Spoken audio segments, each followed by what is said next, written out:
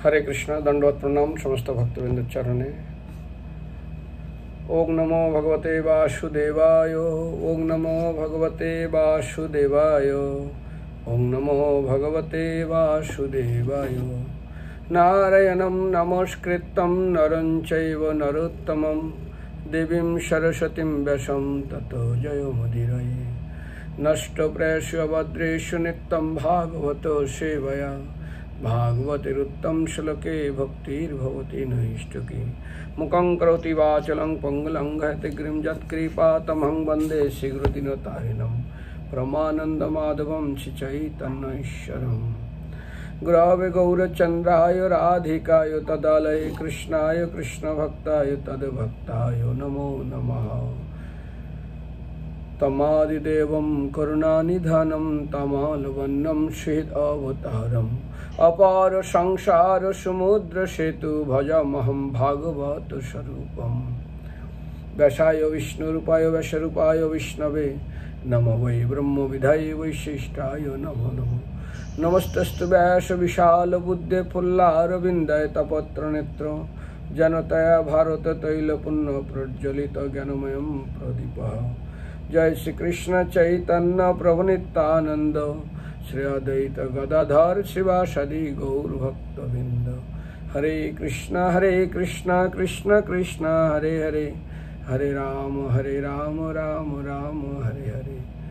ग्रंथराज भागवतम स्कंध 5 स्कंधनम कर्म वासना अध्याय नंबर 14 संसार सुख भोगের महारण्य श्लोक संख्या 8।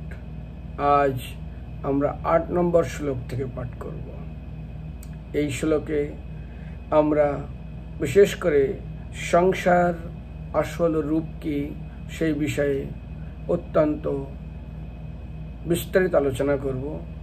তো আমি পাঠ করছি শ্লোক। অত কদাচিৎ নিবাস পানীয় দ্রবীণ আদি অনেক আত্মোপজীবন অভিনিবেশ এত সংসার অটবম ইতস্তত্ত্ব পরিধাবতী। শব্দার্থ অথ এইভাবে কচ্ছিৎ কখনো কখনো নিবাস বাসস্থান পানীয় জল দ্রবীণ ধন আদি ইত্যাদি অনেক বিবিধ প্রকার আত্ম উপজীবন যা দেহধারণের জন্য প্রয়োজন বলে মনে করা হয় অভিনিবেশ সম্পূর্ণরূপে মগ্ন এতসাম এই সংসার অটবম সংসার অরণ্যে ইতস্ততঃ এদিক সেদিক পরিধাবিত দৌড়ায় বেড়ায়। অনুবাদ। কখনো কখনো বদ্ধজীব বাসস্থান জল ধন প্রভৃতি জীবন ধারণের বস্তুসমূহের অভিনিবিষ্ট হয়ে এই সংসার অরণ্যে ইতস্তত দৌড়িয়ে বেড়ায়। তাৎপর্য। পূর্বে উল্লেখ করা হয়েছে যে দরিদ্র বণিক বন থেকে অনায়াস লব্ধ বস্তু সংগ্রহ করে শহরে সেগুলো বিক্রি করে ধন সংগ্রহ করতে চায়। জীবন ধারণের চিন্তায় সে এতই মগ্ন থাকে যে শ্রীকৃষ্ণের সঙ্গে তার প্রকৃত সম্পর্কের কথা ভুলে গিয়ে সে কেবল সেই সুখেরই অন্বেষণ করে। এই প্রকার জড় জাগতিক কার্যকলাপ বদ্ধ জীবের একমাত্র লক্ষ্য। জীবনের প্রকৃত উদ্দেশ্য না জেনে বিষয়াসক্ত ব্যক্তি জীবন ধারণের প্রয়োজনীয় বস্তুগুলো সংগ্রহ করার চেষ্টায় নিরন্তর এই জড়জগতে ভ্রমণ করে।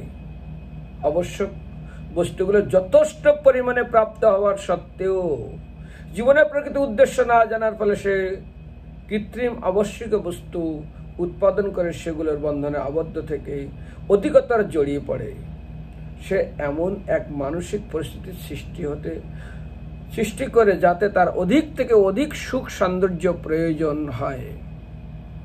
বিষয়াসক্ত মানুষ প্রকৃতির স্বাভাবিক নিয়মে বাস করার রহস্য অবগত নয়। ভগবদ্গীতায় 3 অধ্যায় 27 নম্বর শ্লোকে প্রতিপন্ন হয়েছে প্রকৃতি ক্রিয়মানানি গুণৈ কর্মণি সর্বস্ব অহংকার বিমূঢ়াত্মা কর্তব্যমিতি মন্যতে। জড়প্রকৃতির গুণের দ্বারা প্রভাবিত মচ্ছন্ন আত্মা নিজেকে তার কর্মের কর্তা বলে মনে করে, কিন্তু প্রকৃত সে কর্মগুলো সাধিত হয় প্রকৃতির দ্বারা। কাম বাসনার ফলে জীব এক বিশেষ প্রকার মানসিক পরিস্থিতির সৃষ্টি করে যার ফলে সেই জড় জগতে ভোগ করতে চায়। তার ফলে সে জড় জগতের বন্ধনে জড়িয়ে পড়ে এবং বিভিন্ন দেহে প্রবেশ করে কষ্ট ভোগ করে। এখানেই ছিল প্রভুপাদের তাৎপর্য সমাপ্ত। সবাই খুব মনোযোগ সহকারে শুনবেন। কখনো কখনো বদ্ধজীব বাসস্থান, জল, ধন প্রভৃতি জীবনধারণের বস্তুসমূহে অবিনিবিষ্ট অর্থাৎ অত্যন্ত মন নিয়োগ করে এই সংসার অরণ্যে ইতস্তস্তে দৌড়িয়ে বেড়ায়, অর্থাৎ বিভিন্ন জায়গায় ঘরে। এখন আমি এই শ্লোকের উপরে কয়েকটা প্রশ্ন এবং তার উত্তর আমি দেব। সংসার কি যদি কেউ বলে, এক কথায় উত্তর কি কারোর জানা আছে? তো একজন বলছে, হ্যাঁ, সংসার শব্দের অর্থ যে তোমাকে ঈশ্বর থেকে দূরে রাখে। আবার মনে করবেন, সংসার কি? সংসারতি সংসারঃ। আজ পর্যন্ত এই সংসার কারোর আয়ত্তের মধ্যে, হিন্দিতে বলে जो आज तक किसी को पकड़ में नहीं आया। আজ তক এই সংসার যার কোনো ব্যক্তির এখনো পর্যন্ত আয়ত্তে মানে সংসারকে তার বাহুর ভিতরে নিয়ে আসতে পারেনি। যেমন সমুদ্র পান শ্রদ্ধা করে কাহা চিড়পে সময়, অত্যন্ত পিপাসক্ত এক চড়াই পাখি, টুনটুনি পাখি বলা হয়েছে। সে অত্যন্ত চড়াক্ত, বুক ফেটে যায় গরমে, হঠাৎ দেখে অমৃত সমুদ্র। আর এই অমৃত সমুদ্র থাকার ফলে সে কি করেছে, বলছে আমি পুরোটাই পান করে ফেলবো এই সমুদ্র। সঙ্গে সঙ্গে যখন মুখ লাগিয়ে পান করা সরেছে, 1 তোলা 2 তোলা পান করেই তিনি চিরতরে তৃপ্ত হয়ে যান, তার পেটে আর সহ্য হয় না। ঠিক সংসার, আজ আপনি যতই বস্তু নিয়ে আসুন কেন, কোনো দিনের জন্য কেউ আজ পর্যন্ত তার অভাব মেটাতে পারেনি। তো এখন সংসার শব্দের অর্থ যে তোমাকে ঈশ্বর থেকে দূরে নিয়ে যায়। জ্ঞানী মানুষের কাছে সংসার কি, আর অজ্ঞানী মানুষের কাছে সংসার কি? জ্ঞানী মানুষদের জন্য, অজ্ঞানী মানুষের জন্য ভোগের স্থান, আর জ্ঞানী ব্যক্তিদের জন্য যুদ্ধ স্থান। আবার আমি বলি, যুদ্ধ কখন শুরু হতো? আগে যুদ্ধ শুরু হতো সূর্য উঠলে, যুদ্ধ সমাপ্ত হলো সূর্য ডুবলে। কিন্তু সংসারের যুদ্ধ আপনাদের ঘুম থেকে ওঠা থেকে শুরু হয়, ঘুমের আগ পর্যন্ত, ওটা তো 18 দিন, কত বছর চলে যাচ্ছে, এই যুদ্ধ সমাপ্ত হচ্ছে না। তো সেই জন্য এখানে কিসের সঙ্গে কার যুদ্ধ হয় মন দিয়ে খুব ভালোভাবে শুনবেন। মানুষে মানুষে না, মনের সঙ্গে এবং তার ইন্দ্রিয়ের সাথে যুদ্ধ হয়। যেমন বিল্বমঙ্গল, তিনি সম্পূর্ণ গুরুদেব সঙ্গীর কাছ থেকে পারমিশন নিয়ে চলে গেছেন। বৃন্দাবনের রাস্তায় যেতে যেতে এক ক্ষৈত্র নারী, তিনি পুকুরে স্নান করছেন দুপুর, একটা বট গাছের নিচে পুকুর পাড়ে বসে আছেন। ওই ক্ষৈত্র নারীর সৌন্দর্য আকর্ষণ হয়ে তিনি আজ যে চিন্তামণি যাকে জ্ঞান ফিরিয়েছিলেন কঠোর বচন দিয়ে, আবার সেই ক্ষৈত্র মহিলার ভিতরে তিনি পড়ে গেলেন, আকর্ষণে চলে গেলেন তাদের বাড়িতে। তার স্বামী দেখলেন, কি ব্যাপার, সাধু আমার বাড়িতে এসলে? মেয়েটা বলল, দেখুন ওনার দৃষ্টি কিন্তু ভালো লাগছে না, এই সেই। যাই হোক, যথাক্রমে সেই গৃহস্থ অত্যন্ত উন্নত সাধু ছিলেন, তিনি তাকে সমাদর করলেন, নিয়ে গেলেন, বললেন কি সেবা করবো আমরা? স্ত্রীকে অনেক গালি দিলেন, তোমার মন অপবিত্র, তুমি কার অপবিত্র দেখছো? আরে ভাই, কালো চশমা পরলে সে সবকিছুই কালো দেখে। তো বলছে, না না, আমি তো দেখতে পাচ্ছি অতটা শুভ নয়। বলছে ঠিক আছে, যথার্থ তাকে সম্বোধন করলেন। তার ইন্দ্রের সঙ্গে যুদ্ধ করতে করতে পরাস্ত হয়ে গেলেন। আজ বিল্বমঙ্গল আজ চলে গেলেন এক গৃহস্থের দরবারে। যখন তিনি বললেন, এখান থেকে আমি কোথায় চলে এসেছি, আমি সন্ন্যাসী, চুলের কাটা নিয়ে তার চোখ বিদ্ধ করলেন। ইন্দ্রের সঙ্গে যুদ্ধ করতে করতে পারলেন না, চোখ তাকে আবার কোথায় নিয়ে চলে যাবে। একবার চিন্তামণির কাছে থেকে কোথায় চলে গেছিলেন, আবার আমাকে নিয়ে যাচ্ছে। অজামিল কানকব্জ ব্রাহ্মণ, তিনিও লড়ছেন। তার বিবাহিত স্ত্রী ছেড়ে দিয়ে এক বেশ্যা পত্নীকে আলিঙ্গন অবস্থায় দেখে, 2 শূদ্রাণীকে তিনি চলে গেলেন, তাকে গৃহে নিয়ে আসলেন, তার অনেক সন্তান উৎপাদন করলেন। যুদ্ধ করতে করতে জীবনের শেষ নিঃশ্বাস ছেড়ে দিলেন সংসার থেকে। ঠিক সেরকমই কিন্তু হরিদাস ঠাকুরকে দেখেন, কিন্তু যুদ্ধ চলে গেছেন স্বয়ং শিবজি। আর শিবজি ভগবান বলছেন, মোহিনী রূপ দেখো না, তুমি মোহিনী রূপ দেখো না। কোথায় মোহিনী রূপ দেখবে না? না না, আমি মায়াপতি, মায়ার প্রতি। আপনি কেন চিন্তা করছেন? কামদেবকে আমি ভস্য করে দিয়েছি ত্রিলোচনের দিয়ে, কামদেবই ভস্য হয়ে গেছেন, আপনি আমার সাথে কার কি তুলনা করছেন? মোহিনী রূপ দেখতে শিবের সমস্ত হিতাহিত জ্ঞান কোথায় লুপ্ত হয়ে গেল। তারপরে পৌঁছাতে আলিঙ্গন করতে যাচ্ছেন ভগবানকে, তখন ভগবান তার আসল রূপে এলেন। লজ্জায় পড়ে গেলেন। ব্রহ্মা থেকে, ইন্দ্র থেকে, চিন্তা করুন, গৌতমীর স্ত্রীর কাছে চলে গেলেন, অভিশপ্ত প্রাপ্ত হয়ে গেলেন। সেই জন্য শুধু যৌন বাসনা না, চক্ষু কান্ন জিহ্বা, সবচেয়ে বড় এখন মোবাইল। এই চোখের দৃষ্টি লোক 24 ঘন্টার 24 ঘন্টা যতটুকু ঘুমিয়ে স্বপ্ন দেখে, সেখানেও ভয় হয়। চোখ এমন একটা, আর কান, যত প্রাণী ঘুমায় তাদের কান ঘুমায় না। কুকুর ঘুমিয়ে আছে, আমরা ঘুমিয়ে আছি, একটু শব্দ হলে আমরা জেগে উঠি। কিন্তু যখন কেউ ঘুমিয়ে আছে তার সামনে পিস্তল ধরবে, তে ঘুম ভাঙবে, তা দেখতে পাবে না। কিন্তু কান একটা শব্দ, কান কোনোদিন ঘুমায় না। বিশেষ করে কিছু প্রাণী, হরিণ বলুন, সমস্ত প্রাণীর কান ঘুমায় না, শব্দ হলেই ঘুম জেগে যায়। কানের জন্য আর চোখের জন্য, কারণ জিহ্বা উদার উপস্থ। এখানে তো বলা হয়েছিল আগে, তখন টিভি ছিল না, তখন মোবাইল ছিল না। এখন চক্ষু, আর চক্ষুর পরে হচ্ছে কান, আর কানের পরে হচ্ছে মুখ। এই তিনটা জিনিসে মানুষ কিভাবে ফেসে যায়। চোখের জন্য ফাঁসে পোকা, জ্বলন্ত অগ্নি দেখে বলে ওটাই কত দূর থেকে চলে আছে। দিনের বেলায় যে পোকাকে কেউ খুঁজে পায় না, আগুন জ্বালাতে লক্ষ লক্ষ পোকা এসে সেকেন্ডের ভিতর পুড়ে ছাই হয়ে যায় আগুনে। আর কানের জন্য মরে যায় ব্যাধের কাছে হরিণ। এত সুন্দর শব্দ শুনে তীরবিদ্ধ হয়ে ছটপট করতে করতে মারা যায়। আর জিহ্বার জন্য মরে ব্যাং, ঘ্যা ঘো করে ডাকতে থাকে যখন হাঁটছিবে, এখন সারাদিন শুধু ফোনে কথাই বলে, আর মৃত্যুকে তার কাছে ডেকে নিয়ে আসে।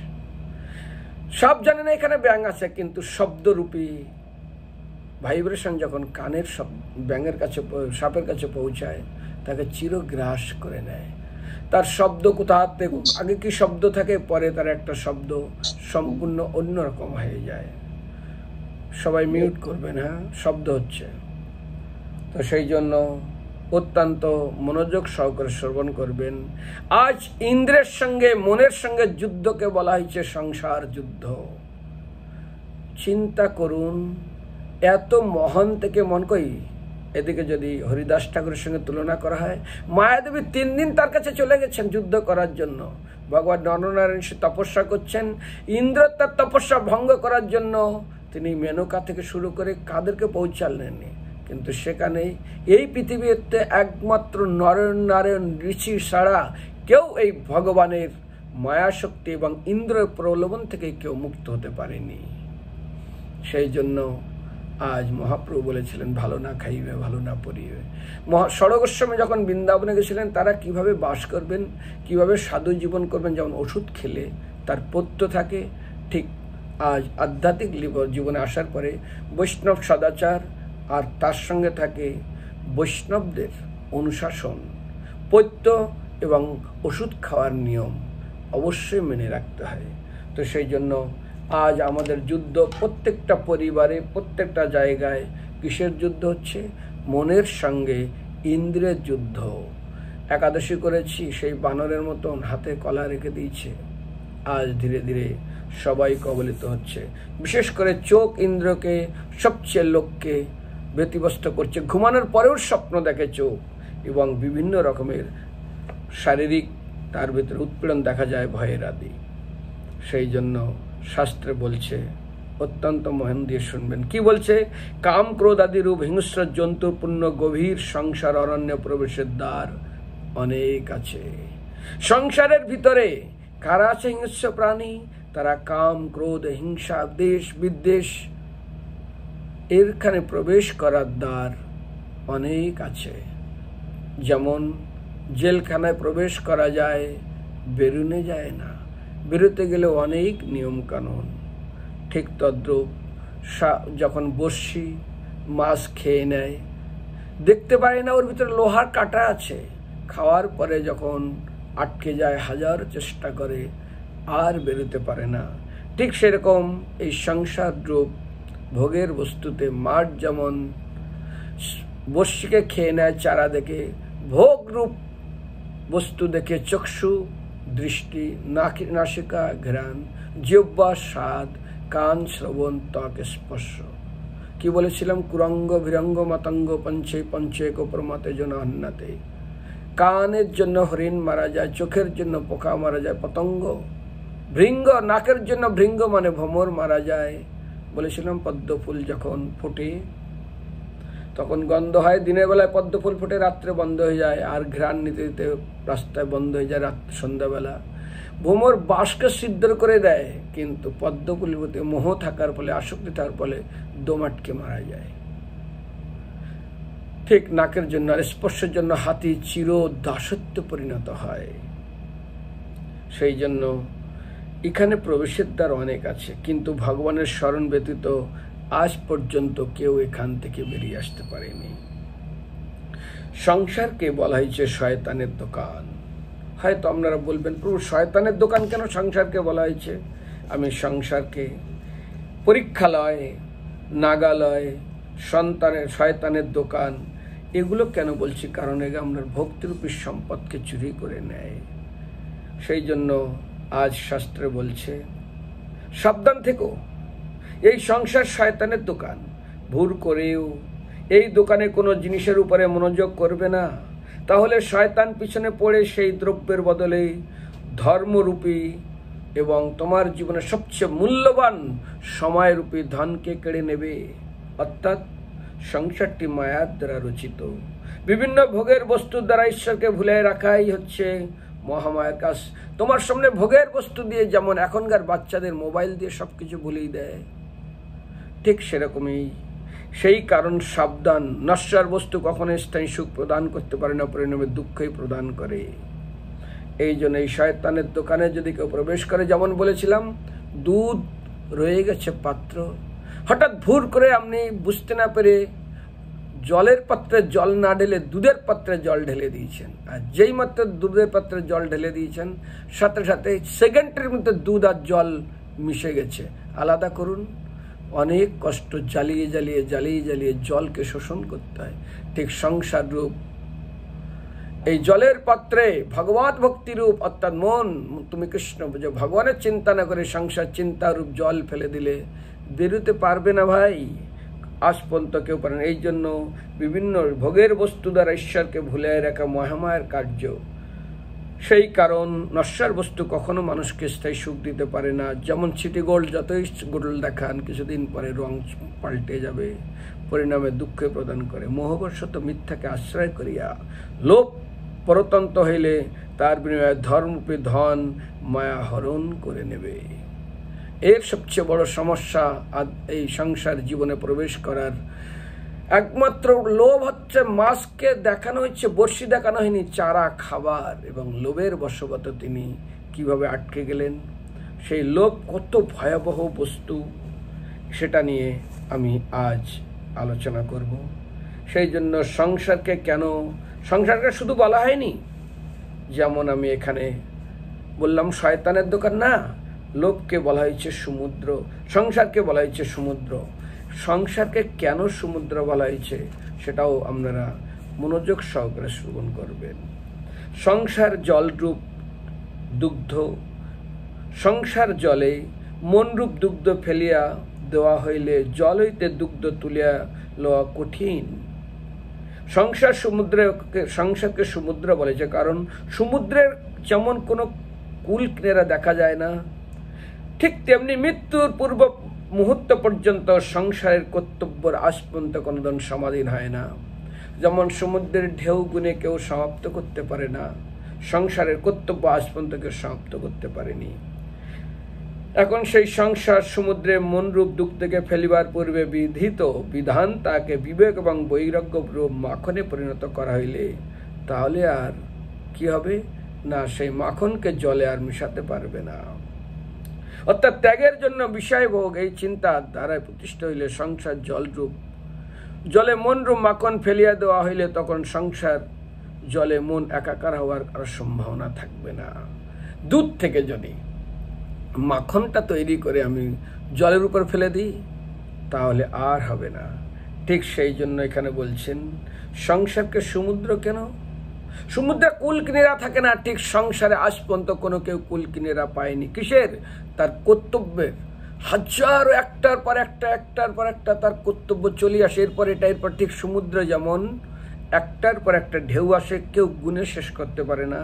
সেই জন্য বলছে মৃত্যুর পূর্ব মুহূর্ত পর্যন্ত সংসারের কর্তব্যের আজ পর্যন্ত কোনোদিন অবসান ঘটে না। আর সেই কর্তব্যকে কি করে সম্পাদন করব, তার জন্য মন এত ব্যস্ত হয়ে যায়। আর ভগবানের নাম যদি বিচার করা যায়, অগ্রদ্বীপের গোপীনাথ ভগবান সেবা দিলেন, বিবাহ করার পরে তার ছেলে তার স্ত্রীর প্রতি প্রেম কোথায় চলে গেল। ভগবান গোপীনাথ বলছে, কি করছো? আমাকে সেবা করার জন্য প্রমিস করে তুমি স্ত্রী পুত্রের উপরে ছেড়ে দিচ্ছ। মেরেই দিলেন দুজনকে। তো সেই জন্য এটা একটা পরীক্ষালয়। যেমন পরীক্ষালয়ের ছাত্র পরীক্ষায় উত্তীর্ণ না হইলে পুনঃ পুনঃ পরীক্ষা দেওয়ার সুযোগ দেওয়া হয়, অর্থাৎ আগের ক্লাসে তাকে আর পৌঁছানো হয় না। পরীক্ষায় পাশ করলেই সে আগের ক্লাসে যেতে পারবে। তদ্রূপ এই সংসার পরীক্ষালয়। জীব যাহার নিকট হইতে আসেছে মনে প্রাণে তাহার না হওয়া পর্যন্ত এই রূপে অনন্তকাল তাকে পরীক্ষা দিতেই হবে। সেই জন্য কি বলা হয়েছে, তাহা হইলে দেখা যাইতেছে কামনাযুক্ত ধর্মের সঙ্গে কর্ম রহস্য ঠিক এই রূপে ওতপ্রোত হয়ে জড়িত। কর্মের রহস্য ঠিক মতন জানা না থাকিলে ধর্মকর্মের হাত হইতে কোনো মুক্ত করবে না। মন দিয়ে শুনবেন। পরীক্ষা রাত্রে আজ পর্যন্ত কেউ পরীক্ষা রাত্রে পড়ে পাশ করা যায় না। আর এখনকার পাশ করার পর চাকরি করার পরেও তাদের চাকরি চলে যাচ্ছে। ভাই কি বলবেন? সেই জন্য সংসার হলো পরীক্ষা গৃহ। আর এই পরীক্ষার গৃহে আসক্তিরূপ বন্ধনে, অর্থাৎ আসক্তিরূপ যদি আপনি প্রলোভনে পড়ে সময়ের ব্যবধানে আপনি আসক্তি এটা করবো ওটা করব, ঠিক মতো টাইমের ভিতরে যদি পরীক্ষা হলে প্রবেশ না করতে পারেন, ঢুকতেও দেবে না, 2 মিনিট 4 মিনিট লেট হলে প্রবেশও করতে পারবেন না। আবার পরীক্ষা না পড়লে পাসও করতে পারবেন না। একটা ব্যক্তি একটা ক্লাসে 10খানা সাবজেক্ট, 9টা সাবজেক্টে 999 পর্যন্ত পেয়ে গেছে, একটা সাবজেক্টে মাত্র 32 পেয়েছে। একটা মার্কের জন্য তিনি উপরে উঠতে পারলেন না। একটা বছর তাকে অপেক্ষা করতে হবে। আগে তো আবার সব ক্লাস নূতন দিত, তো এখন যে সাবজেক্ট ফেল করে সেই সাবজেক্টেই পরীক্ষা দিতে হয়, তার সার্টিফিকেটটা লাল দাগ পড়ে যায়। ঠিক আমাদেরও এই সংসারে আসক্তি এবং ভোগ এবং প্রলোভনে, কাম ক্রোধ লোভ মোহ মদ অভিমান সহ জীবের জীবন পথে বসি। এই সংসারে এই 6 জন হলো আমাদের শত্রু।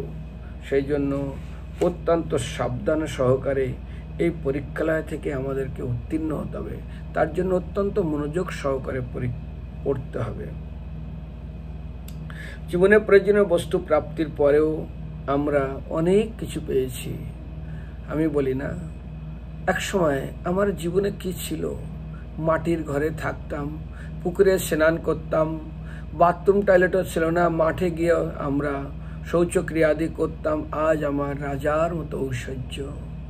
কিন্তু আমি যদি প্রশ্ন করি সুখী কতটা হয়েছেন আজ পর্যন্ত? এত ঐশ্বর্য, এত ধন, এত সম্পত্তি পাওয়ার ফলে কয়েকজন সুখী হয়েছেন? যদি কেউ এসে প্রশ্ন করে, দাদা আমরা তো এক সময় ছিল যে আমরা একটা সাইকেলও ছিল না চলার মতন, এখন তো আমরা রাজার মতো ঐশ্বর্য, ঘর বাড়ি প্রতিপত্তি, ধন সম্পত্তি, আত্মীয় স্বজন, পদ প্রতিষ্ঠা, সন্তুষ্ট কতটুকু?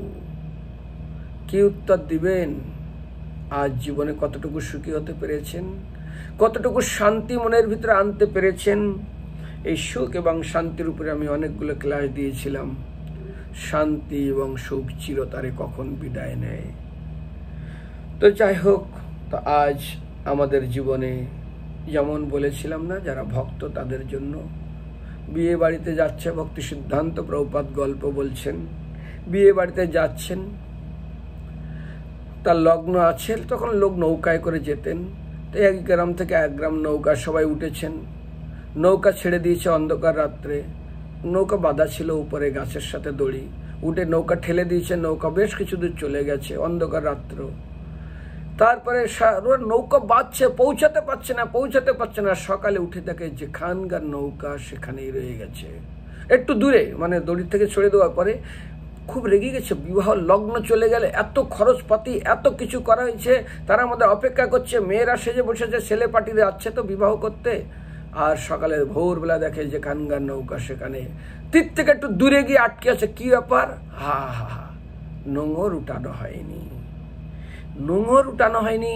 ভুলে গেছে মাঝি, মনে হচ্ছে নৌকা চলছে, শব্দ হচ্ছে, ডাড় বাইছে, বলছে হ্যাঁ পৌঁছাবো পৌঁছাবো।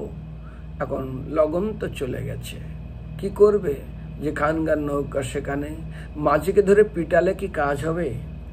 ঠিক সেরকমই আজ আমাদের আসক্তিরূপ নোঙর যদি লেগে থাকে সংসারের প্রতি, আর কোনোদিন আমরা এখান থেকে বেরোতে পারবো? নোঙর লাগানো আছে, নোঙরটাকে তো আমাকে উঠাতে হবে। ঠিক সেরকমই আমি এখন নোঙরের উপরে কিছুটা আসক্তির উপরে আসক্তি বশীভূত হইয়া আমরা কি করতে পারি? কেন আধ্যাত্মিক লাইনে আমরা এগোতে পারি না? যদিও আজ অজামিলের ছেলের নাম ছিল নারায়ণ বলে ডেকেছিল, ভয়ে পড়ে আসক্তি ভগবানের বিষ্ণুদেশ, এখন তো তাও হয় না। আগের ঠামা ঠাকুরদার নাম রাখতো বাচ্চাদের, যাদব মাধব মুকুন্দ হরি কেশব গোবিন্দ গোপাল মুরারি শ্যামসুন্দর মদন অর্চিত হরি নাথ নারায়ণ হরি দীনবন্ধু দুঃখ হরি। আর এখন সব কুকুরের নাম, টুটা পুপা চুচু তুতু মুমু লুল্লু ডব্বু মব্বু টল্টু পল্টু পল্টু চিন্টু পিন্টু কিন্টু টিল্টু। এই টুটা পুপা চুচা ফুপা নিয়ে নাম, এরা কোথায় যাবে? ভগবানের নাম কিভাবে উচ্চারণ হবে এদের? সেই জন্য বলছে আসক্তির বশীভূত হইয়া পুরুষ তীব্র কামনার দ্বারা আকৃষ্ট হয়।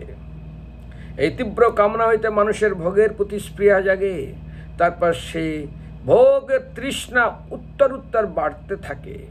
ভয়ঙ্করী তৃষ্ণাই হচ্ছে সংসারের সবচেয়ে পাপিষ্ঠা, অর্থাৎ পাপ উৎপত্তির শ্রেষ্ঠ কারণ। কেননা উহায় বিষয় প্রাপ্তির জন্য সর্বদা উদ্বেগ উৎপাদন করে এবং প্রায়শ্চিত্ত অধর্মের দ্বারা বিষয় লাভ করিয়া পাপের সৃষ্টি করে। সাধারণ মানুষের পক্ষে যাহাকে পরিত্যাগ করা অত্যন্ত কঠিন। শরীর নষ্ট হওয়ার পরেও এই আসক্তি কোনোদিন নষ্ট হয় না। যা প্রাণান্তকর রোগ, এমন কিছু যেমন বলাই না সংক্রমণ রোগ, মৃত্যুর পরেও শরীরের ভিতরে থেকে যায়। সেই তৃষ্ণাকে যিনি ত্যাগ করতে পারেন, তিনি এই আসক্তিকে যিনি ত্যাগ করতে পারেন, তিনি একমাত্র সুখী। এই তৃষ্ণাই আদি এবং অর্থাৎ এই আসক্তিরূপ তৃষ্ণা, ভোগের প্রতি স্পৃহা, এর কোনো আদিও নাই অন্তই নয়। শরীর অভ্যন্তরে হৃদয়ে অবস্থিত এই তৃষ্ণা লোহাপিণ্ডের মতো অগ্নির ন্যায় প্রাণীকে বিনাশ করে।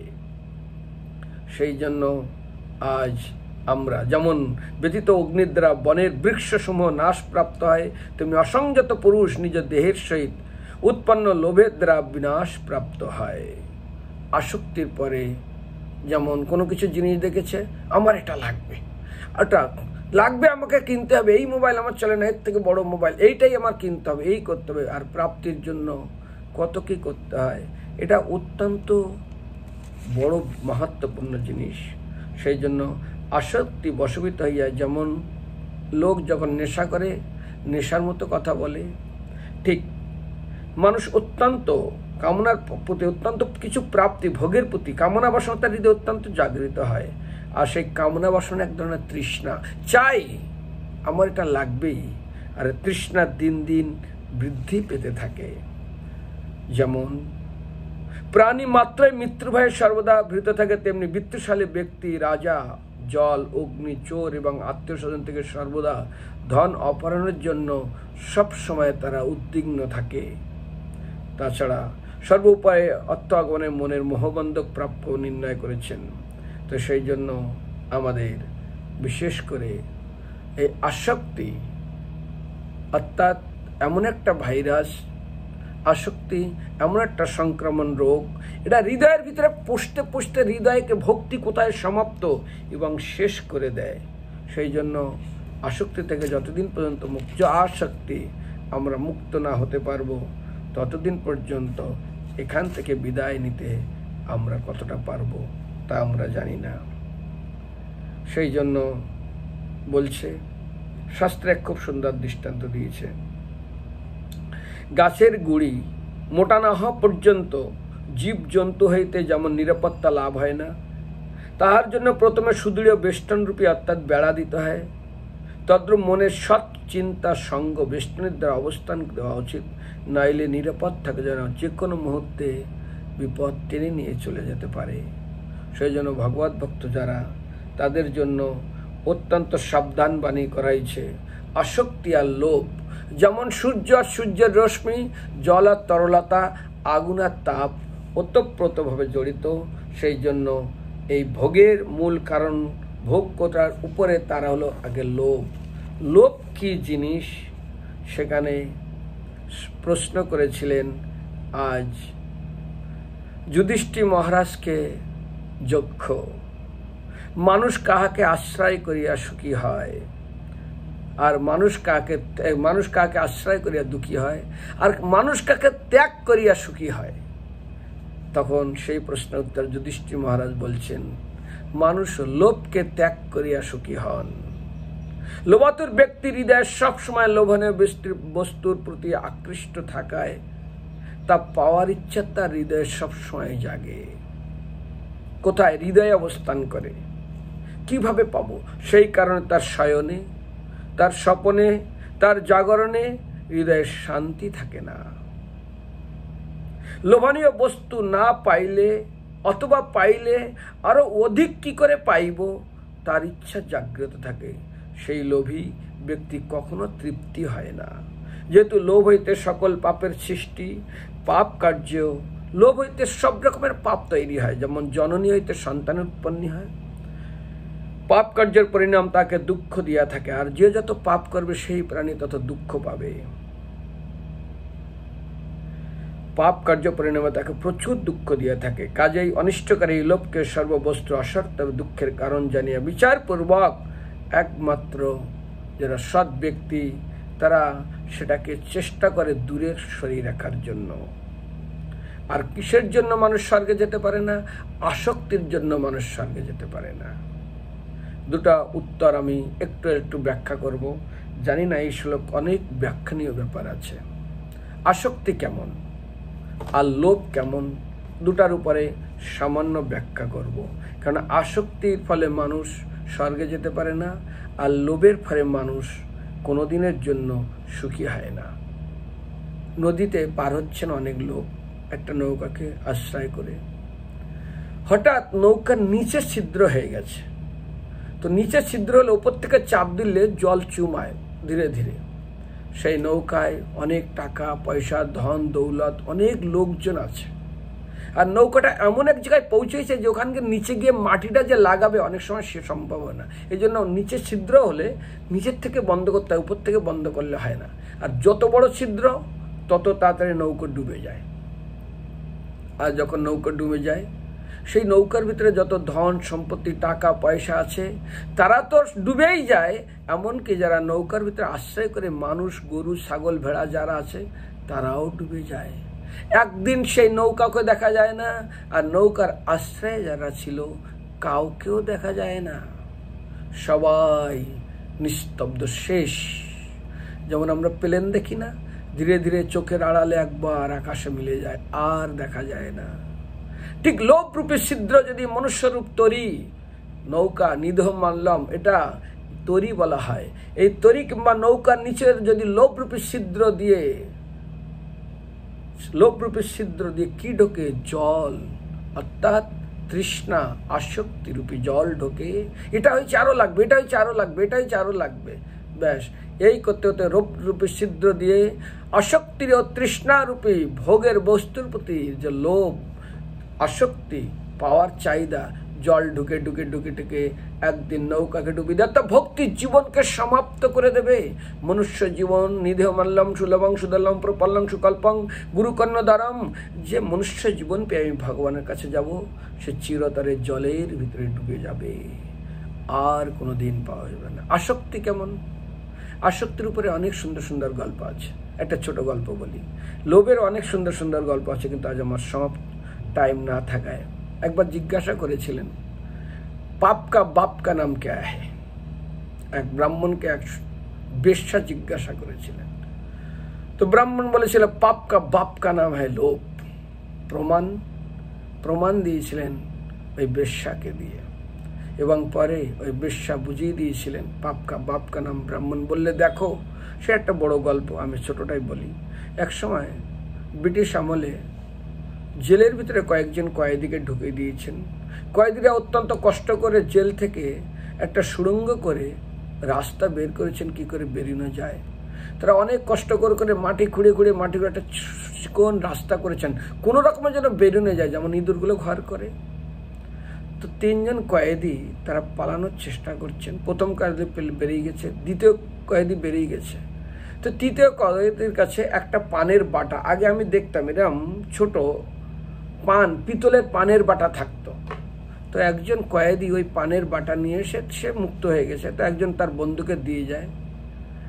তো বলে, শোন ভাই, আমরা নিজেই বেরোতে পারিনি, ছিদ্র দিয়ে কোনো রকম বেরোচ্ছে, তুই পানের বাটা। বলে, না, পানের বাটা আমি ছাড়বো না, আমার বন্ধু দিয়ে গেছে। আরে ভাই, পানের বাটাটা নিস নাই, আগে নিজে তো বেরো, চাচা আপন প্রাণ বাঁচা, ছাড় না পানের বাচ্চা, এটা তো আবার অনেক পাওয়া যাবে। একসময় একটা ছেলে খুব খেয়েছে, এমন খেয়েছে ছটপট ছটপট করছে, মানে দম মানে বেরিয়ে যায়। ওর বাবা বলছে, কি হয়েছে? বলে, বাবা এত খেয়ে নিচ্ছে আর পাচ্ছি না, পেট ফেটে যায়। বলে, ঠিক করেছো বাবা, জন্ম অনেকবার পাওয়া যাবে কিন্তু খাওয়ার অনেকবার পাওয়া যাবে না। খাও, খেয়েই মরো, আবার জন্ম পাবে, কিন্তু খাবার তো পাবে না। মানে এইভাবে তাকে, মানে বাবা তাকে কি বলে, তাচ্ছিল্য করছে, মূর্খ, একটা লিমিট নেই খাওয়ার, খেয়ে মরার মতো খাচ্ছ, খেয়ে মর। এই পৃথিবীতে মানুষ রোগে কম মরে, যত বেশি মরে খেয়ে। আমি হায়দ্রাবাদে গেছিলাম, তো সেখানে হসপিটালে বলে 99% লোক পেটের রোগে ওখানে আছে, লিভারের। আর এটা কি করে হয় না, তার ভিতরে 82% হলো বাঙালি, ওয়েস্ট বেঙ্গল, বাংলাদেশ। যত সব পেটের রোগ, খেয়ে পেটের, আরে না খেয়ে কয়টা লোক মরেছে, যত সব মরে সব খেয়ে, পেট ফুলে মরে। তো বলেছিল যে খাবার তো জন্ম বারবার পাওয়া যাবে না, জন্ম বারবার পাওয়া যাবে, মানে এইরকমভাবে তাকে তাচ্ছিল্য করে শাসন করছিলেন। ঠিক ওকে বলছে, এই পানের বাটাটা, পানের বক্সটা নিস না। বলে, না, এটা আমি ছাড়বো না। এই করে কি হয়েছে, ও যখন 2 জন উঠে পালিয়ে গেছে, 3 জন ব্যক্তি ওই যে পানের বাটা নিয়ে যাচ্ছে, কোনো রকমে কষ্ট করে এই করতে করতে, ওটা এরকম আংশা থাকে, তো ওটা একটা ছিঁড়ে গেছে, তাড়াতাড়ি পড়ে যাচ্ছে, তাড়াতাড়ি ধরে যেতে যেতে যখন উপরে উঠেছে, পালাতে হবে তো, আর এক জায়গায় ভেঙে গেছে, আরেক সাইডে লেগে আছে, পালাতে যাবে, ঝপ করে শব্দ হয়েছে, মানে ওটা পড়ে গেছে, ডান্ডাটার হাতে ঝপ করে এটা পড়ে গেছে, যেই মেটাল জিনিস পড়ে গেছে, ঝপাং করে শব্দ হয়েছে। আর যেই শব্দ হয়েছে, উপরে টহল করছিল, মানে চোখে দিচ্ছিল ব্রিটিশ সরকারের আর্মি মানে সৈনিকরা। যেই শব্দ হচ্ছে, টর্চ লাইট মেরেই তাকে পালাচ্ছে কয়েদিরা, তখন ওকে গুলি করে দিয়েছে, ব্যাস শেষ। ও গুলি করলো, গুলি খেয়ে ওখানে পড়ে গেল, ওর মৃত্যু হয়ে গেল। কিন্তু আর 2 জন পালিয়ে গেল। একটা পানের বাটার জন্য চিন্তা করো কিভাবে মৃত্যু হয়ে যায়। আর এই আসক্তি একটা হাতির জন্য, একটা ভ্রমর যে বাঁশকে ছিদ্র করতে পায়, পদ্ম ফুলের প্রতি এত আসক্তি, এত ঘ্রাণের প্রতি, ব্যাস দম আটকে মারা যায় দিনের বেলায়, যখন রাতের বেলায় যখন পদ্ম ফুল বন্ধ হয়ে যায়। আরে ওই ভ্রমরের মুখে এত শক্তি আছে, বাঁশকে ছিদ্র করে, কিন্তু আসক্তি তাকে দম আটকে মেরে দেয়। আজ পুরুষ হাতি চলে যাচ্ছে, স্ত্রী হাসির প্রতি আসক্ত হয়ে ভোগ করবে, গর্তের ভিতরে পড়ে যায়, না খাওয়াই খেয়ে এমন করে দেয়। তারপর সারা জীবন একটা সাধারণ মানুষ, 1000 লোক একটা হাতিকে জঙ্গলে ধরতে পারে, কিন্তু একটা মানুষ তাকে সম্পূর্ণ বশ করে নিয়ে কিভাবেই তাকে দাসত্ব পরিণত করে। তার উত্তর হলো একমাত্র আসক্তি। এখানে স্বর্গ হইতে বিষ্ণু লোক বা মুক্তিকে বোঝায়। স্বর্গ মানে বিষ্ণু লোক, কারণ আসক্তি চলিয়া যাইলে জগতের বিষয়বস্তু ভোগ করিবার আর কিছু মাত্র অবশিষ্ট থাকে না। সেই কারণে বলা হয়েছে, আসক্তি বিনাশের মুক্তি জ্ঞানীজন কয়, ইহা হইতে সত্য যুক্তি সম্ভব না হয়। তো আসক্তিরও খুব সুন্দর সুন্দর দৃষ্টান্ত আছে, কিন্তু আসক্তির থেকে আরও বেশি খতরনাক হলো যেটা আমি বললাম, সেটা হলো আজ লোভ। এবং লোভ কত খতরনাক এবং কত ভয়াবহ সেটা আমি অল্প আলোচনা করে, তার আগে আমি লোভের সম্বন্ধে বেশি আলোচনা করব। সবাই অত্যন্ত মন দিয়ে শুনবেন, লোভ কত ভয়াবহ বস্তু। আর এই লোভ ভয়াবহ বস্তু কি কি উৎপন্ন করে থাকে লোভ আমাদের, যেমন শাস্ত্রে বলছে, বন্য পশুরা দেখবে যখন হরিণ এবং কোনো মহিষ বলুন আর কোনো তৃণভোজী প্রাণী, ওরা তৃণ খেতে খেতে খেতে খেতে, যেমন আমরা দেখি কৃষ্ণ লীলায়, সবুজ সবুজ ঘাসের লোভে পড়ে গাভীগুলো অত দূরে চলে গেছে, কৃষ্ণ দেখে, আরে হাতে মাখন লাগানো আছে, দাম দেখবে, আরে সে বাসুর নেই কোথায় গেছে, গরু নেই কোথায় গেছে, এদিক তো দূরে চলে গেছে, ব্রহ্মা চুরি করেছে। তারাও যেমন নূতন নূতন তৃণের লোভে অনেক দূরে চলে যায়, ঠিক বলছে, যেরূপ বনমধ্যে নব নব তৃণের অন্বেষণে বিচরণ করে অতৃপ্ত পশু সহসা ব্যাঘ্র আসিয়া ধরিয়া লওয়া যায়, ঠিক তেরূপ ভোগসমূহে অন্বেষণে রত অথচ অতৃপ্ত মানুষকে সহসা মৃত্যু আসিয়া তাকে ধরে নিয়ে চলে যায়। জঙ্গলে এমন তৃপ্তি করে খাচ্ছে, বাঘ তার পিছনে পড়ছে, কোনো লক্ষ্য করে না। ঠিক ইঁদুরগুলো এমন খাচ্ছে, বিড়ালগুলো ধীরে ধীরে যায়, এমনভাবেই ইঁদুরটাকে ধরে নেয়, কিংবা সাপ এমনভাবে ইঁদুরটাকে ধরে নেয় একটু অসাবধানের ফলে। খুব তৃপ্ত আমাদের, ঠিক ভোগে আমরা এত মত্তই থাকি, কোন মুহূর্তে কখন এসে মৃত্যু আমাদেরকে উঠিয়ে নিয়ে চলে যাবে তার কোনো গ্যারান্টি আমাদের থাকে না। সেই জন্য আজ এই জগতে পাপের ফলে কোনো মানুষ সুখী হয় না। পাপ কি? লোভ। লোভ কি? লোভ হলো পাপের অধিষ্ঠান। যেমন জল ঝুড়িতে রাখা যায় না, জল রাখতে গেলে একটা পাত্র দরকার হয়। আবার যদি আমি খুব গরম জল রাখি তাহলে সামান্য পাত্র নরম হয়ে গলে বেরিয়ে যাবে, সেই জন্য সেই রকম পাত্র দরকার। উহা মানুষকে গ্রাস করিবার জন্য এক বিশাল কুমিরের সঙ্গে তার তুলনা করা হয়েছে। দেখবেন সাপ আর কুমির কেন বলা হয়? সাপ যখন কাউকে গ্রাস করে জুতো, মোজা, ঘড়ি, আংটি, হেলমেট যা আছে, কাপড় চোপড় সবটাই শেষ করে দেয়, তার কোনো চিহ্ন থাকে না। যারা লোভে পড়ে যায় তাদের ভক্তিরূপ জীবন সম্পূর্ণ সমাপ্ত হয়ে যায়, তাকে আর কেউ কোনোদিন দেখতেও পাবে না। সিংহ খাক, বাঘে খাক, শিয়ালে খাক, জুতো, মোজা, ঘড়ি, আংটি খাবে না, কিছু রক্ত তো পড়ে থাকে রে ভাই, চুলও তো খায় না, কিন্তু সাপে যখন খায় পুরোটাই গ্রাস করে। লোভ আর কুমির যখন কোনো প্রাণীকে ধরে জলের মধ্যে, ওকে আস্ত গিলে খেয়ে নেয়। আমরা দেখি ডিসকভারিতে প্রাণীগুলো যখন চলে যায়, কুমির ধরে পাক দিয়ে দিয়ে তাকে টুকরো টুকরো করে খেয়ে নেয়, ব্যাস সমাপ্ত। তারা চিবায় না, তারা গ্রাস করে। 3টা প্রাণী গ্রাস করে, 2টা প্রাণী, একটা কুমির আর একটা সাপ, কোনো চিহ্ন রাখে না। তো সেই জন্য এখানকে বলা হয় কুমির। লোভ হইতে পাপ উৎপন্ন হয়, অর্থাৎ অধর্ম এবং অন্তাত্ত্বিক দুঃখের উদ্ভব হয়। আর লোভের ফলে মানুষ কি করে?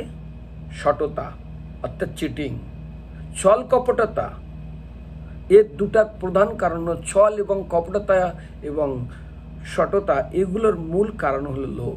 এর জন্য মানুষ অত্যন্ত একটার পর একটা পাপ করতে চলে এবং যার ভিতরে পাপের কোনো ভয় থাকে না। তো সেই জন্য বলছে শাস্ত্রে, ইহার জন্য মানুষ পাপাচারী হয়ে থাকে। লোভ হইতে ক্রোধ জন্মায়, লোভ হইতে কামের উৎপত্তি হয়, আর লোভ হইতে মায়া, মোহ, অভিমান, ঔদ্ধত্যতা এবং পরনিতা প্রভৃতি দোষ উৎপন্ন করিয়া থাকে। অর্থাৎ লোভ এত খতরনাক বস্তু। আচ্ছা, আর কিছু বলে? হ্যাঁ, লোভ থাকলে লোক ক্ষমা না করে, লজ্জা ত্যাগ করে, সম্পত্তি বিনাশ করে, ধর্ম খায়, চিন্তা, অপযশ, এসব লোভের একমাত্র কারণ। আর এটা চুরি করছে, আমার অপযশ হবে, এই হবে, সে হবে, লোভ তাকে কিছুই দেখতে দেবে না, সমাপ্ত করে দেবে। এটা খুব বড় বড় ব্যাখ্যা আছে। আবার লজ্জা ত্যাগ করে, সম্পত্তি সমাপ্ত করে, ধর্ম ক্ষয় করে, চিন্তা এবং অপযশ, এসব লোভ থেকে উৎপন্ন হয়। লোভ হইতে কৃপণতা, অত্যন্ত আরো তৃষ্ণা, শাস্ত্রবিরুদ্ধ কর্মের প্রতি প্রবৃত্তি, কুল এবং বিদ্যা বিষয়ক অভিমান, রূপ এবং সৌন্দর্যের অহংকার, সমস্ত প্রাণীগণের উপরে দ্রোহ, সকলকে তিরস্কার, সকলের প্রতি অবিশ্বাস ও কুটিলতাপূর্ণ আচরণ একমাত্র লোভ হইতে হয়। পরধন, অপহরণ, পরস্ত্রীর প্রতি দুর্ব্যবহার, বাক্যের বেগ, অত্যন্ত কঠোর বচন বলা, মনের বেগ, নিন্দা করাবার প্রবৃত্তি, জননিন্দ্র এবং উদরের বেগ, ঈর্ষার প্রবল বেগ, রসনিন্দ্রের প্রবল বেগ, দুঃসহ শ্রবণেন্দ্রের বেগ, ঘৃণা, নিজের প্রশংসার জন্য বাক্য বলা, মাৎসর্য, পাপ, দুষ্কার্য, অকার্য করার, এইসব মূল কারণ হলো লোভ। খুব মন দিয়ে শুনবেন। মানুষ বাল্যকালে, কৌমারে এবং যৌবনে যাহার জন্য নিজের দুষ্কর্ম পরিত্যাগ করতে পারে না, লোভ জানে এটা করা যাবে না, এটা করবো না, এটা করলে এটা দুষ্কর্ম, যৌবনে হোক, বাল্যকালে হোক। আর কয়েকদিন আগে আমি একটা জায়গায় গেছি, তার দাদু বাড়ির একটাই সন্তান, একটা ছেলে, দাদু স্কুল মাস্টার, তো কি একটা লোভ হয়েছে, একটা কি কিনবে, তার দাদুর কাছে টাকা চাইছে, দেয়নি, দাদুর পকেট থেকে টাকা চুরি করেছে, 40টা টাকা। দাদু যখন টাকা গুনে দেখে 40 টাকা কম, রিটায়ার মানুষ, একটা মানে খুব ভালো ভদ্র, দাদুর প্রাণ, গলার হার হলো এই বাচ্চাটা। এরপর দাদু কি করলেন, গালাগালি দিলেন একটু। এই মনস্তাপে মা তাকে 2টো থাপ্পড় মারলেন। হ্যাঁ, দুপুরবেলা সবাই খেয়ে ঘুমাইছে, ছেলেটা উপর গিয়ে ছাদের ঘরে, টালির ঘরে, সিঁড়ির ঘরে, ওখানে গিয়ে হ্যাং করে দিয়েছে। সামান্য একটা জিনিস চা না বাবা, ভয় হচ্ছে, না চায় আমার ওটা লাগবে, ব্যাস সমাপ্ত হয়ে গেল। মন দিয়ে শুনবেন, বাল্যকালে, যৌবনে, কৌমারে যাকে কেউ আজ পর্যন্ত পরিত্যাগ করতে পারেনি। আরে শুধু তাই না, মানুষের বৃদ্ধ, শরীর বৃদ্ধ এবং জরাজীর্ণ হয়ে গেলেও শরীর ভিতরে লোভ আরো যৌবন প্রাপ্ত হয়।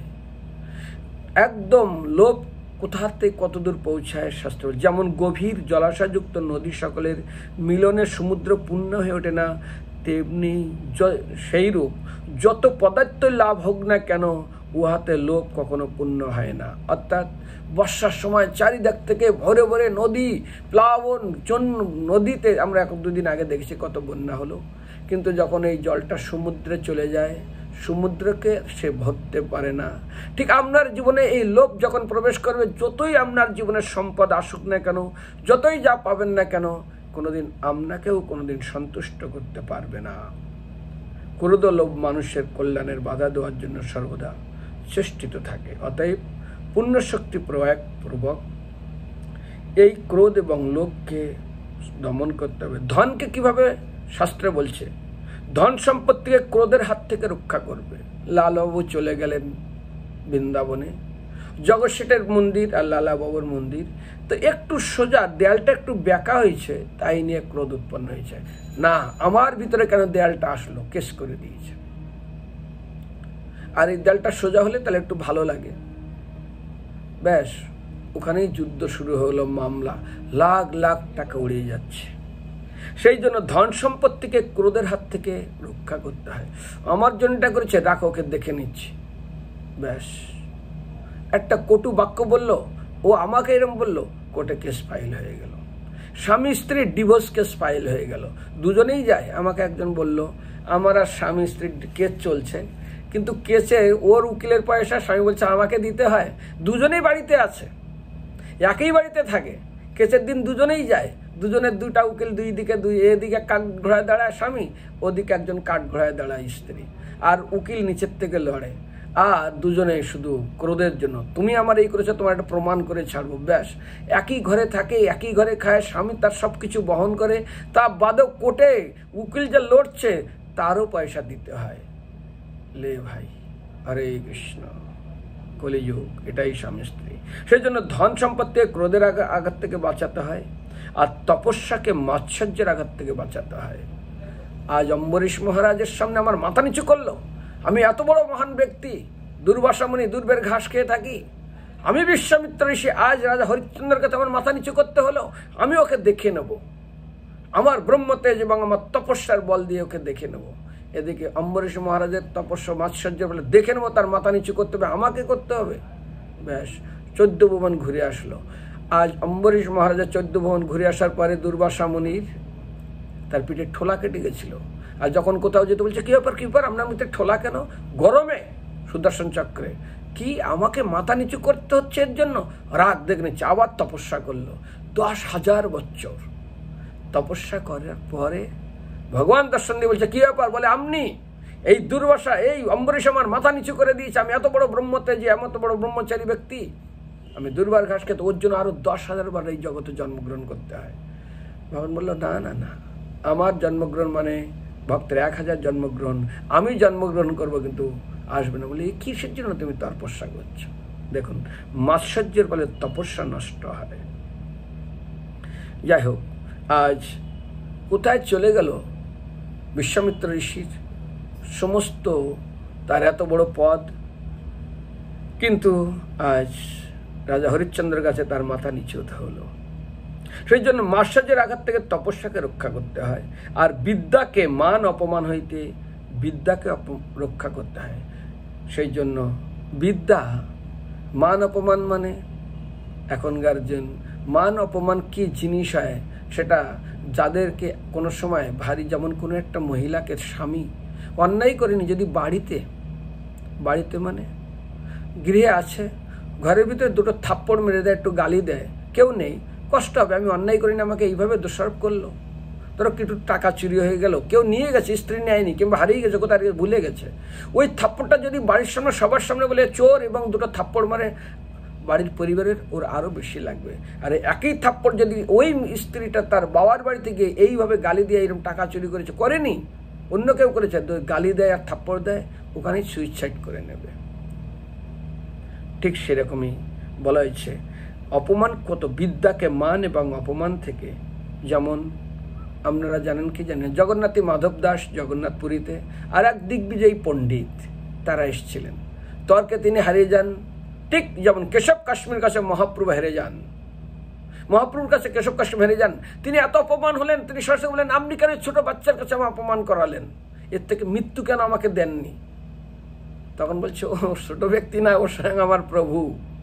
তারপরের দিন সকালে আসলেন, ভোরবেলা উঠে প্রণাম, সরস্বতী বুঝালেন যাও, অনেক বিদ্যার অহংকার গর্ব করেছ, এই শরীরে যতদিন আছে ততদিন তোমার মান যশ প্রতিষ্ঠা প্রতিপত্তি ধন সম্পত্তির অহংকার থাকবে, যে মুহূর্তে তোমার শরীর শেষ সেই মুহূর্তে তোমার সবকিছু সমাপ্ত হয়ে যাবে। যেমন আগুনে পড়ে গেলে সমস্ত পুড়ে ছাই হয়ে যায়, বস্তুর কোনো মূল্য থাকে না, যতদিন তোমার শরীর আছে, তোমার এত সম্মান এত পদ, শরীর যাওয়ার পরে কি থাকবে? প্রভুপাদ বলছে এই শরীর আছে বলে সম্মান, মিশ্রি মুখে আছে বলে মিষ্টি জিহ্বা নড়ছে, মিশ্রি গেলে খেলে যেমন কোনো স্বাদ থাকবে না, শরীর চলে গেলে কে কাকে আর কতটুকু মনে রাখবে। সেই জন্য আজ কেশব কাশ্মীর অপমান বোধ করছেন, মা সরস্বতী বলছে আরে বেটা যা, আত্মসমর্পণ কর, জীবনকে ধন্য কর। আসলেন, আত্মসমর্পণ করলেন, চিরতরে সন্ন্যাস ব্রত গ্রহণ করে তিনি পণ্ডিতের অভিমান দূর করে ভগবত ভজনের জন্য বিদায় নিয়ে চলে গেলেন। ঠিক সেরকমই আজ মান অপমানকে কিভাবে বিদ্যা থেকে রক্ষা করতে হয়, আর নিজেকে প্রমাদ অর্থাৎ অজ্ঞান অহংকার থেকে একমাত্র জীব তার নিজেকে রক্ষা করতে পারে। আর মোহই নিঃসংশয়ের মূল, আর মোহ এবং নিঃসংশয় থেকে লোভের মূল কারণ। সেই জন্য রাগ, দেশ, মোহ, হর্ষ, শোক, অভিমান, কাম, ক্রোধ, দর্প, তন্দ্রা, আলস্য, ইচ্ছা, সূত্রতা, অপরের উন্নতি দেখিয়া জ্বলতে থাকা, পাপ আচর করা, এগুলো সবই কাজ হলো লোভ থেকে, অর্থাৎ লোভ রূপ অজ্ঞান থেকে। লোভ হচ্ছে অজ্ঞানের জন্ম, এবং লোভ বর্ধিত হইলে পরে সেই অজ্ঞান বর্ধিত হয়। যেমন গর্ভের ভিতরে বাচ্চা আছে, মাকে যদি হৃষ্টপুষ্ট খাবার খাওয়ানো হয়, গর্ভের সন্তান ও ঠিক তদ্রূপ হৃষ্টপুষ্ট প্রাপ্ত হয়। তো সেই জন্য আজ এই সংসার কটাহে আমরা দিন রাত, কটা মানে কড়াইতে দিন রাত রূপ হাতা দিয়া, আয়ুরূপ ইন্ধন অর্থাৎ কাঠ দিয়ে মৃত্যু তার খাবার তৈরি করিতেছে, অর্থাৎ সবাই ধীরে ধীরে মৃত্যুর দিকে এগিয়ে যাচ্ছে। ঠিক এর ভিতরে লোভ এবং আজ আসক্তি, এই দুটা যদি আমাদের ভিতরে থাকে, যেমন আমি বলি না অঙ্কের কোথাও ভুল থাকলে উত্তর পাওয়া যাবে না, ঠিক যতদিন পর্যন্ত আমাদের ভিতরে আসক্তি থাকবে, হ্যাঁ আসক্তি তোমাকে করতে হবে, কারণ কাম, ক্রোধ, লোভ, মোহ যেমন জল থেকে তরলতা, আগুন থেকে অগ্নি থেকে যেমন তেজ এবং রশ্মি দূর করা যাবে না, থাকবে শরীরের ভিতরে কাম, ক্রোধ, লোভ, মদ, মাৎসর্য। এটা কি করতে হবে? কাম কৃষ্ণের পণে, ক্রোধ ভক্তদের সৃজনে, লোভ হরিকথা সাধুজনে।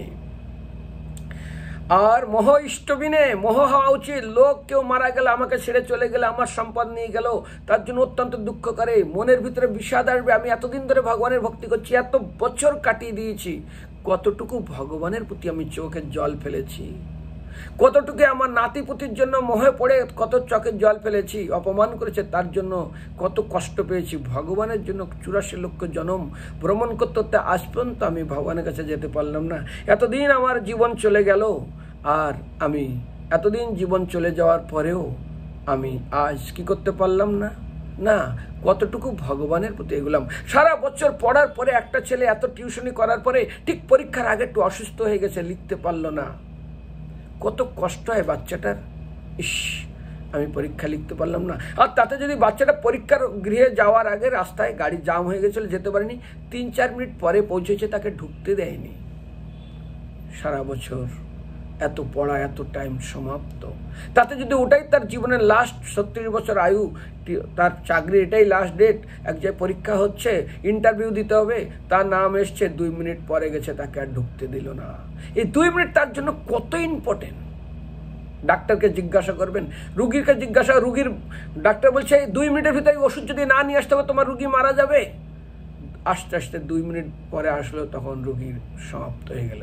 এই 2 মিনিটের জন্য ওষুধ তার পেল না। জিজ্ঞাসা করুন সেই ব্যক্তিটা। তো এতদিন ধরে আমরা হরিভজন করছি, এত নাম করছি, 16 মালা জপ করছি, একাদশী ব্রত করছি, কতটা পৌঁছলাম ভগবানের প্রতি? কোনোদিন আমাদের প্রতি আমাদের কি সেই রকম অনুতাপ হয়েছেন? সেই জন্য মোহ সন্তানের প্রতি কেন দেখতে পাচ্ছে না? কই কৃষ্ণ ভক্তি হলো না, তার জন্য কতটা অনুতাপ হলো। সেই জন্য কৃষ্ণকে ভক্ত সঙ্গ, ভক্ত ভগবানের ভক্তি করার প্রতি মোহ হওয়া উচিত। সেই জন্য আজ এগুলো বন্ধ করা যাবে না, কিন্তু হ্যাঁ, মাৎসর্য, পরের উন্নতির দিকে জ্বলতে পারা, এটা কোনোদিন, ঠিক কুকুরের ভিতরে মাৎসর্য আছে, কেউ ভালো সহ্য করতে পারে না। যে ব্যক্তির ভিতরে যতটা মাৎসর্য আছে, কেউ কারো ভালো সহ্য করতে পারে না, জেনে রাখুন ওর ভিতরে কুকুরের গুণ ততটা আছে, ও ভক্তি থেকে অনেক দূরে আসে। শ্রীমদ্ ভাগবতমে প্রথমে লেখা আছে, নির্মৎসর্ণম শতম বেদ্যম পুস্তম তত্র বিশদম নিগম কল্পতরি গলিত ফলং। ঠিক এই শ্লোকের ভিতরে বলছে মাৎসর্যপরায়ণ ব্যক্তি প্রবেশ করতে পারবে না ভগবানের রাজ্যে। আমাদের মন মন্দিরেও আছে। এটা যদি কিছু হয়, একদম জ্বলতে পড়তে থাকে বাইরে। তোমার যদি একটা অঙ্কের কোথাও ভুল থাকলে যদি তুমি উত্তর না পাও, মাৎসর্য থাকলে ভগবানকে পাবে না রে ভাই। চেষ্টা করো নিজের ভুল কোথায় আছে খুঁজে বের করার জন্য। নিজের ভুল নিজে জেনে যদি শোধন করার চেষ্টা না করো, পৃথিবীর কেউ তোমাকে শোধন করতে পারবে না। হরে কৃষ্ণ কৃষ্ণ কৃষ্ণ হরে হরে, হরে রাম রাম রাম হরে হরে।